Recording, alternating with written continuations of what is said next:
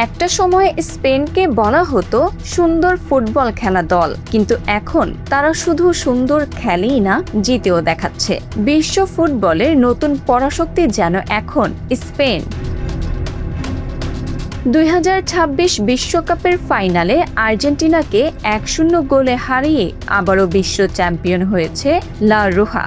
এর আগে জিতেছে 2024 ইউরো। আর গত 5 বছরে বয়স ভিত্তিক থেকে সিনিয়র, পুরুষ ও নারী সব মিলিয়ে জিতেছে 16টি বড় শিরোপা। স্পেন এখন ইতিহাসের প্রথম দেশ যারা একই সময়ে পুরুষ ও নারী দুই বিভাগেই বিশ্ব চ্যাম্পিয়ন। শুধু তাই নয়, পুরুষ দল জিতেছে নেশনস লিগ ও অলিম্পিক স্বর্ণ, আর নারী দল টানা 2বার জিতেছে নেশনস লিগ।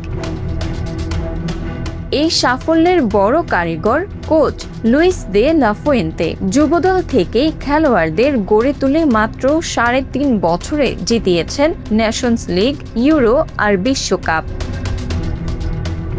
আর ভবিষ্যৎ স্পেনের। লামিন ইয়ামাল, পাও কুবার্সি, ভিকি লোপেজদের মতো তরুণ তারকারা ইতোমধ্যেই বিশ্ব জয় করে ফেলেছেন। প্রশ্ন এখন একটাই, বিশ্ব ফুটবলে কি শুরু হয়ে গেল স্পেনের নতুন রাজত্ব, নাকি কোনো নতুন শক্তি এসে চ্যালেঞ্জ ছুড়ে দেবে লা রোহারের এই আধিপত্যে? Bangla affairs news desk.